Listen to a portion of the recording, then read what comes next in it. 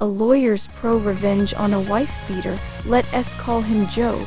I have to call him something, the man I ruined, but I can't call him by his real name, so let us call him Joe. Joe was a wife-beater. I was hired by Joe's brother-in-law, the brother of the wife that Joe beat. My client was also Joe's ex-business partner, aside from the whole "you beat up my sister" thing. My client had another beef with Joe, a serious business beef. My client took it to court and gave me the case to handle. Joe was confident that his bullshit and outright perjury would carry the day. It had always worked before.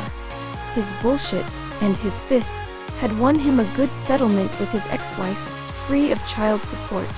So maybe he thought that threats and lies would carry the day once more. But he was wrong, and after the trial, I had a judgment against him, a big judgment, far bigger than he could pay. Joe twisted, and he turned, and he shimmied and shaked, but after a while, I located and taken all his assets. It was easy. Really, Joe had no thought of consequences, and so he didn't lawyer up until it was too late.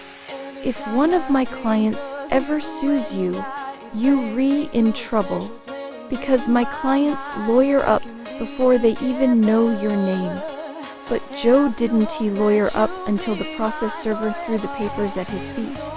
And by then, it was far too late. I went through Joe's assets like a meat grinder. And after a while, Joe had but one property left, a house. And he clung to that house, for it was rented out, and his sole source of income. Joe lived in the unfinished basement, and he survived on what the upstairs tenants paid him. He cashed their rent checks at payday loan places, paying hefty fees. But it was worth it, because he knew that I'd garnish any bank account that he opened. Joe managed to hide his rental place from me for a while because he owned it through a numbered company. But my investigator found him one day and followed him home. Joe self-repped his way through the next stage, which took a couple of years, while I punctured his corporate veils and his sad efforts at a fraudulent conveyance.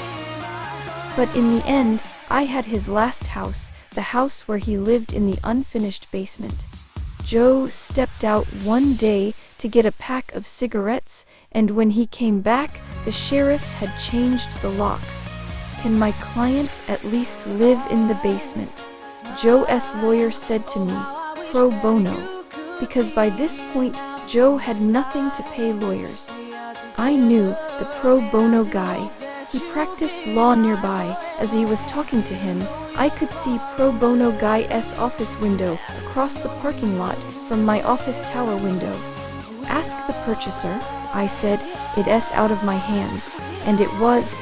I told Joe's lawyer that the new owner and nominee, one of my client's employees, wouldn't let him back into his shitty basement apartment. Joe, a man who had owned this and that here and there and all over town, had just lost the last thing he owned on earth. Except for his truck, he still had his truck left. Joe's truck was this big-ass gas-guzzling beast that he drove around in. It was too old and too frail to be worth seizing, so I let Joe keep it, and I was glad I did that, because now the truck was where Joe slept, until he made a mistake and lost his truck too. He lost his truck the day I got a phone call from the tenants at the house that Joe used to own. He came back and parked his truck across the driveway, the tenant said, adding that Joe had gone nuts. He parked his truck there in a rage, out of spite, and then walked into town, saying he'd be back later that day to sleep in his truck. Can you get around the truck? I asked. The tenant could not. The driveway was blocked. I called one of the tow truck guys that I used to defend back in my criminal lawyer days, and in a couple of hours that truck was gone, and parked somewhere else, somewhere special, in accordance with my specific instructions. My guy wants his truck back, the pro bono lawyer said the next day when he called me. Not happening, I said. I stood in my office 15 floors above the parking lot, and looked down where I imagined my pro bono counterpart was standing in his office, facing the same lot. "But you have no right to the truck," he said. "He has no right to block a man's driveway," I replied.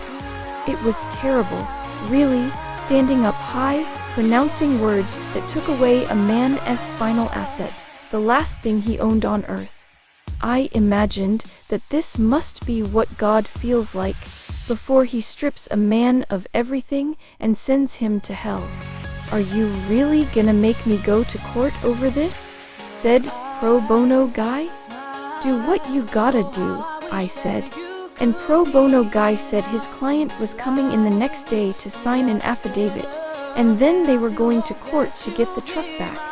But I was unconcerned. The next day was bright, and the sun was shining, and it was 9 a.m. As I looked out the window and sipped my coffee, my phone rang. I picked up. It was pro bono man. "Why didn't you tell me that Joe's truck was parked right outside my office?" His voice was tight, and I could tell that he must have been shaking with anger. "Is that so?" I said, staring out at Joe's truck, parked 15 stories below me. "How careless of my bailiff to leave the truck where your client could easily take it back. I really must speak to him. Very funny.